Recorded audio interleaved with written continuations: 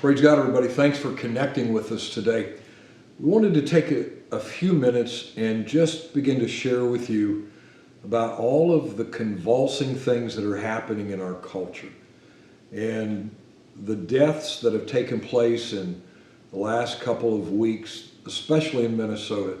And I've heard many things about, well, this gentleman had something wrong with him physically, or he just had been in trouble. It really doesn't matter, because I am amazed, I'm startled, I'm taken back, I'm grieved by how a human being can treat another human being. We cannot legislate and pass a law to be kind, but I do believe that we have to have some communication. We have to have some moments where we begin to share with one another, because we need to learn to listen, not to reply, but to understand. And I am so glad that Pastor Claude is with us today. He's one of our pastors on staff at New Life, and him and his family add great value to New Life. But I also want to tell him that you have been a great friend to this family, and has helped us through some very challenging things. And so I just want Pastor Claude to take a moment and just share about some of your history and where you were raised and where you were born, and some of the challenges that you had when you were growing up. And not only then, but some of those challenges have not stopped. No, they haven't. I was born and raised in Clermont, Florida. At the time, there was probably about 5,500 people in the town that I grew up in, predominantly white town. And in my town, you pretty much knew where you stood. If a person, whether white, black, Mexican, whatever, if they liked you, you knew it. If they didn't, you knew it. So we had really understood where we stood with some people. But still, we went through a lot of different racism type things, especially in school, because there weren't a whole lot of blacks in the school that I went to, that I graduated from. But the majority of the blacks that was at the school were also some of the better athletes. And so sometimes I think we, with some people, we were tolerated because we were good athletes, yeah, but they still didn't like us because of our color. But there was a group of us when I was in high school, probably about 20 of us, and we were athletes, we were good students. It was a mixture of white, black, Hispanic, and we stuck well together. We did, we're really good friends, and a lot of us, we still stay in touch now. So there were a lot of positive things that happened, but there was also some things that we had to be aware of. Like, for example, my father didn't have a whole lot of trust in white people, and he didn't because of where he came from, because of how he was raised. But that also translated into how he raised us. Right. Like, for example, if I wanted to go to a party, one of the things my dad would ask me is, how many black kids are going to be at this party? If he didn't feel there was enough black kids at the party, then I was not allowed to go. And so one time I asked him, why can't I go? He said, if a fight breaks out or something happens, he says, you're fighting by yourself. He said, but if there's more black kids there, y'all can band together and fight together. He said, so that's just my way of protecting you, not letting you go to some place where you're going to be outnumbered. So it was things like that he taught us. But in some ways, my mother and my father disagreed on when it came to white relationships. My mother was more accepting, but my mother didn't go through some of the same things my father went through. But my father was the type of person, he worked hard, he made sure we had the things that we needed, but then by the same token, he pretty much wanted us to grow up knowing how to protect ourselves, how to defend ourselves.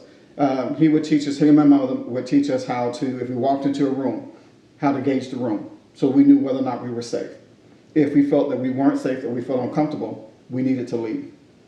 We couldn't go anywhere without them knowing exactly where we were, whose house we were at, how long we were going to be there. So if something happens, he knew exactly where to come get us. So it was things like that that we grew up with. He didn't necessarily teach us to hate, but he taught us to be very careful. He taught us to be very critical of our surroundings and the people that we hang with. Because I had white friends that, we hung out together all the time. And if I said I'm going to a party with Bobby, my father was fine. If I said I'm going to the Duncan's house, my father was fine, because he knew that they would take care of me, that they would protect me. But now there's other places I want to go. No, you can't go there, because he knew the character of the people that lived in that house. For me, growing up was not always easy, because I was picked on all the time because of the way I look. I'm light skinned, have a face full of freckles. Now, there are other people in Florida that have freckles when I was growing up, but the majority of them, as far as I know, all of them were females.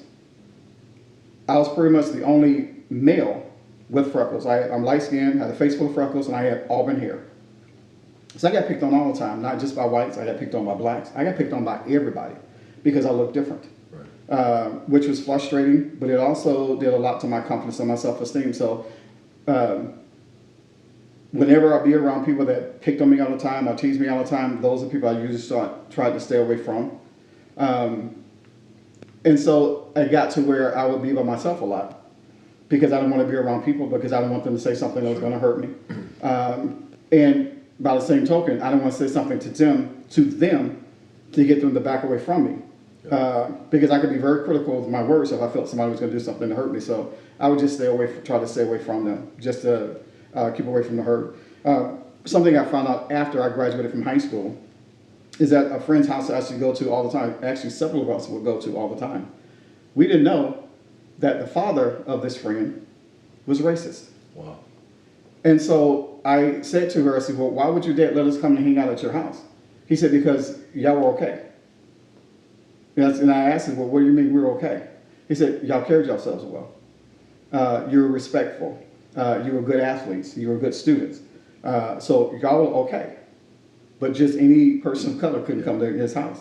But he was very racist, and I didn't know that. Because when I went to college, he made sure I had stuff that I needed for school. Yeah. So I was real surprised that he made that comment, that he told her. And she told me that he was a really racist person. But even after I got to college, and I know I'm kind of bouncing around, but even after I got to college, the first day I was on campus, I was walking back to my dorm, and a car full of white guys drives by, and they yell out, "Nigger, go home." And that's my first day on campus. I just kind of laughed and just kept going. I didn't let it faze me. But there was other situations on campus where I had a professor that, it was one of my classes, and I think I shared this with you, that I was the only black person that was an athlete in the class, but there were other athletes in the class. And he stands in front of my desk, he says, if you choose to go to a sporting event instead of come to my class, I will fail you. He stood right in front of me and looked directly at me. He didn't say anything to the other athletes in the class, just to me. So that told me where he stood as far as he didn't like athletes, but he also didn't like black athletes. Other situations I faced on campus, I was going to dinner, and this is my freshman year, I was going to dinner, and it was a white girl standing in front of me. And she just looks at me, she just starts laughing, and I'm looking at her. I said, what's the problem? And she says, you're black and you got freckles. I said, yeah, I am. And because she was pointing and laughing at me, now everybody around me is looking at me. So now I'm embarrassed because I'm light skinned and I turn red. You can tell I'm embarrassed. Yeah. So I go ahead and I go to dinner, and then later on that night I went downstairs to the television room, which is a similar location in Stevenson Hall. Lo and behold, this girl is down there. She apologizes. She realized she embarrassed me and she upset me. So she apologized, and then she says, can I ask you some questions? I said, sure. Okay.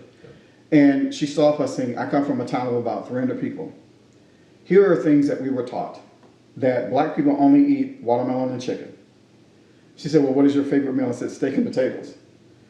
She asked about how I was raised. She was told that black people are violent, that they're dishonest, they steal, that you just can't trust black people at all. Isn't it amazing that we have created stereotypes based upon generalities at every level in our culture and every level in our society? And so historically you had to deal with those things, and yet we have laws on the books that are allegedly protecting our freedom, and yet I don't know that many things have really changed. I think that we're so set in our own personal life and world and self-absorbed and self-consumed my dad raised me to be kind to everybody. Now, my wife's parents and grandparents, for the most part, were very prejudiced and very racial. And so she made up her mind that she was going to be kind. But my first experience with anybody of color was in college. So I was very, very restricted in interaction because of where I was raised in a rural community. And so my challenge is this: has really anything changed, or have we just hid our prejudices beneath the surface until something happens? I shared this with you last night that, Jesus was very controversial. And I'm wondering if there were some people after Jesus ascended that were just happy that the controversy was gone. And I think that there are some folks that they're just waiting for all of this controversy with these deaths and everything that's happening and the rioting just to be over with, so that we can go back and not have to confront what's happening even in our own life. Is it safe to say that we've got to have a heart change and that all of this can't be legislated? It's got to be a heart change. Legislation is good, but everybody don't follow the laws that are out there. Right. Everybody don't think that those laws apply to them. Right. So even though they may make different laws or make laws that will affect how people are treated, how the police officers do their jobs, they may make laws to change the way police officers are trained. But if the heart isn't different, it doesn't matter what laws are there. Right. So people have got to allow God to change their heart and allow God to show them that it says in His Word that He made man in His image. Right. So if we're all made in His image, why can't we love each other the way He loves us? Why do you think that people are unwilling to have a conversation and listen to people of color or anything that they're viewing with prejudicial eyes? Why is it that we've not had a conversation to at least find out what's going on in your life? Why are these things happening?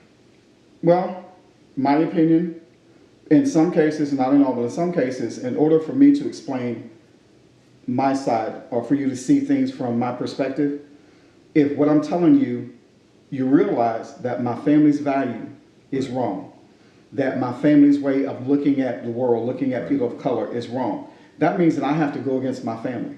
Right. That means I also risk of being ostracized by my family or even being put out of the family because I'm telling them your belief system is wrong, your value system is wrong, that people of color are not bad, right, that people of color don't deserve the mistreatment that they've gone through through the years.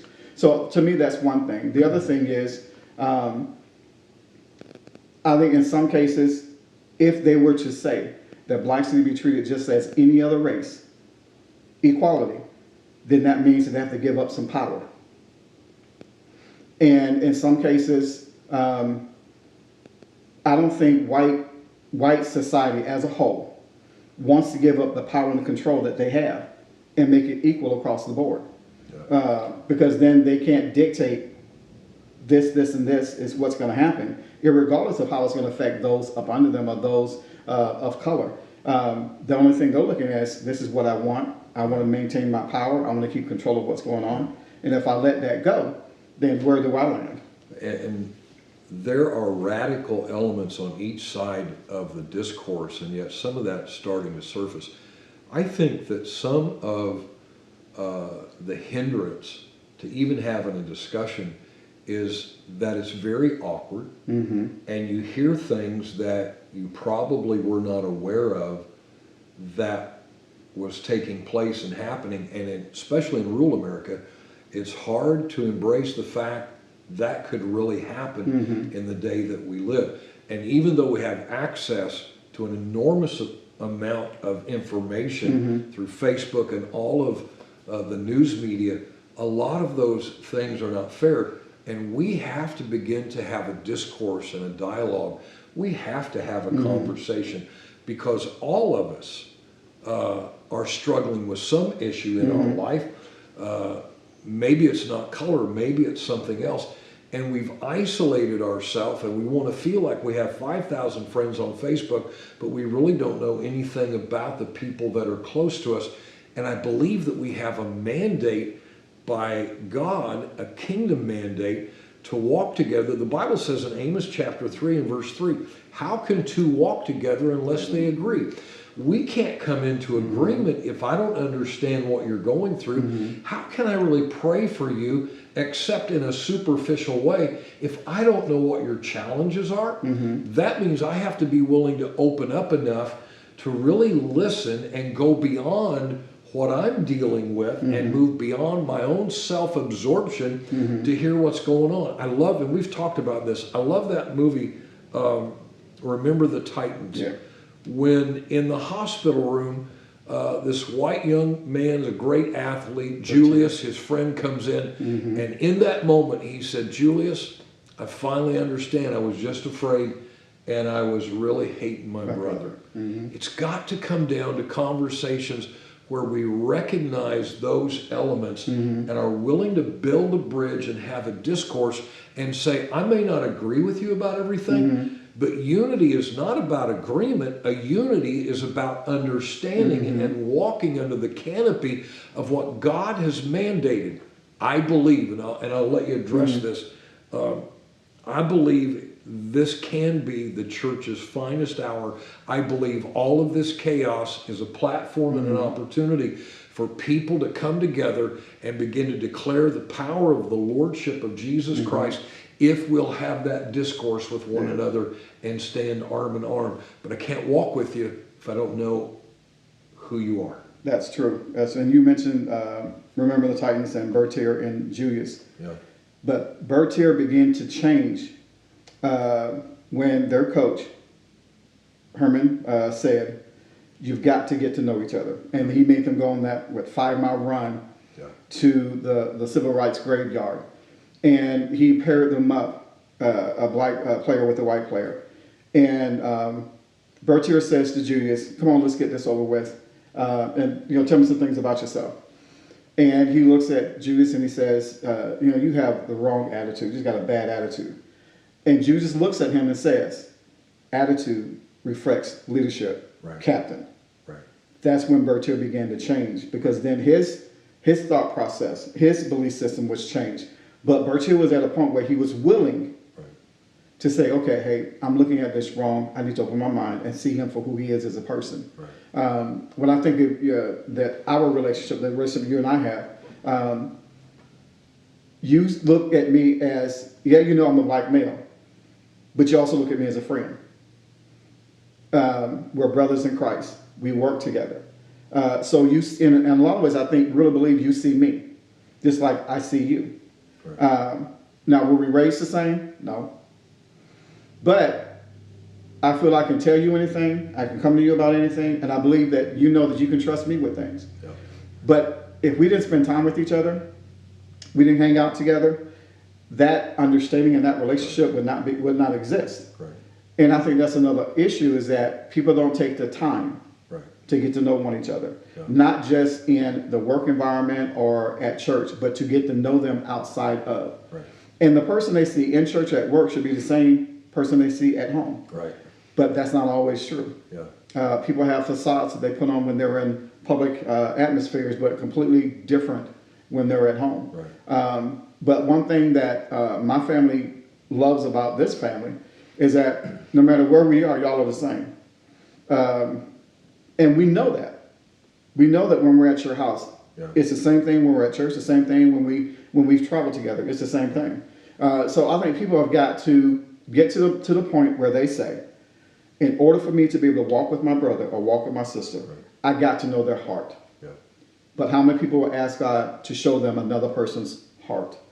So then they know how to respond, how to act. But until people get to the point where they ask God to show me another person's heart, show me where they are, show me who they are, they're never going to understand or be able to accept the things that we say. For example, in one of my communications class, I gave a presentation on the civil rights movement. One of the examples that I gave was when blacks used to go to the lunch counter and they would be told to leave. that they didn't serve, and they would use a racial slur. We don't serve those here. Yeah. My class was allowed to critique my presentation. Almost everyone in my class said that my example of the lunch counter never happened. Wow. It never existed. Until my professor said these things did exist. Yeah. I lived through some of those things. Yeah. But my classmate says there's no way those things happen. There's no way my white culture treated other people that way. And I'm saying, yeah, they did. They would beat, water hose, sick dogs on, right. Kill. I heard some kids, it's a documentary called Eye on the Prize. And they did a little excerpt of Emmett Till. You've heard Emmett Till? Mm-hmm. And for those who don't know, Emmett Till was a 13-year-old black boy from, I believe, Chicago, that I think he whistled at a white woman. Because of that, he was beaten so bad that when they opened his casket, he was not recognizable, how bad they beat him.